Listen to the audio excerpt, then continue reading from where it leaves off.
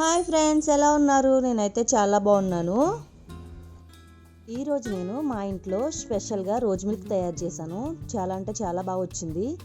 ఈ ఎండాకాలంలో చల్లగా పిల్లల కానించి పెద్దవాళ్ళ వరకు చాలా కూల్గా ఉంటుంది బాడీ. దాంట్లో నేను సగ్గుబియ్యం వేసి మరీ చేశాను. సగ్గుబియ్యం వేయడం వల్ల బాడీలో ఉన్న వేడిని మొత్తం తగ్గిస్తుంది. అలాంటి రోజ్ మిల్క్ని సగ్గుబియ్యంతో నేను ఎలా చేశానో చూసేద్దామా మరి. అలాంటి రోజ్ మిల్క్ని ఎలా చేయాలో చూద్దామా. ముందుగా గ్యాస్ వెలిగించి కడాయి పెట్టి ఒక 100 గ్రాములు సగ్గుబియ్యాన్ని కడాయిలో వేసి ఒక గ్లాసు వాటర్ వేయండి. ఈ విధంగా వేసిన తర్వాత ఈ సగ్గుబియ్యాన్ని ఒక 10 నిమిషాల పాటు ఉడికించుకోవాలండి. మెత్తగా అయ్యేంత వరకు ఉడికించుకోవాలి. ఈ విధంగా ఉడుకుతూ ఉంటాయి. మధ్యలో గరిటె పెట్టి కలుపుతూ ఉండాలండి. ఈ విధంగా ఉడికిన తర్వాత మెత్తగా అయిన తర్వాత గ్యాస్ ఆఫ్ చేసి చల్లారనివ్వాలి. అవి చల్లారేలోపు కొన్ని బాదం పప్పు, కొంచెం జీడిపప్పుని ఈ విధంగా దంచి పెట్టుకోండి. ఈ విధంగా మరీ అంత పొడిగా కాకుండా ముక్కల కింద చేసుకోవాలి. ఇప్పుడు ఒక గిన్నెని తీసుకుని మనం ముందుగా ఉడకబెట్టిన సగ్గుబియ్యాన్ని ఆ గిన్నెలో వేసుకుని, అలాగే ఒక గ్లాసు కాచి పెట్టుకున్న పాలని చల్లారిన తర్వాత దీంట్లో వేసుకోవాలండి.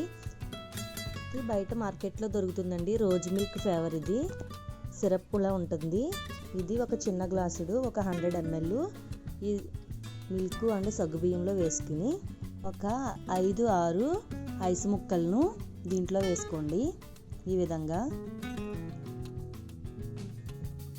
ఇలా వేసుకున్న తర్వాత గరిటె పట్టుకుని ఒకసారి బాగా కలపాలండి. రోజ్ మిల్క్ సిరప్ మొత్తం పాలు అండ్ సగ్గుబియ్యంలో కలిసేటట్టు ఈ విధంగా బాగా కలుపుకోవాలండి. ఇలా కలుపుకున్న తర్వాత ఇప్పుడు దీంట్లోకి మనం ముందుగా జీడిపప్పు, కిస్మిస్, అలాగే బాదం పప్పుని దంచి పెట్టుకున్నాం కదా ముక్కల కింద, ఈ రోజ్ మిల్క్లో వేసుకుని ఒకసారి బాగా కలుపుకోవాలండి. ఈ విధంగా ఒకసారి కలుపుకోండి. ఇలా కలుపుకున్న తర్వాత ఒక గ్లాస్ తీసుకుని ఈ రోజ్ మిల్క్ని ఈ విధంగా వేసుకుంటే రోజ్ మిల్క్ అండ్ సగ్గుబియ్యం రెడీ. అంతే ఫ్రెండ్స్, ఇంత ఈజీగా ఇంట్లో చేసుకునే రోజ్ మిల్క్ రెడీ. ఈ వీడియో నచ్చితే లైక్ చేయడం మర్చిపోవద్దు. అలాగే మీ ఫ్రెండ్స్ అందరికీ షేర్ చేయండి. సబ్స్క్రైబ్ చేయడం మర్చిపోవద్దు. Thank you so much.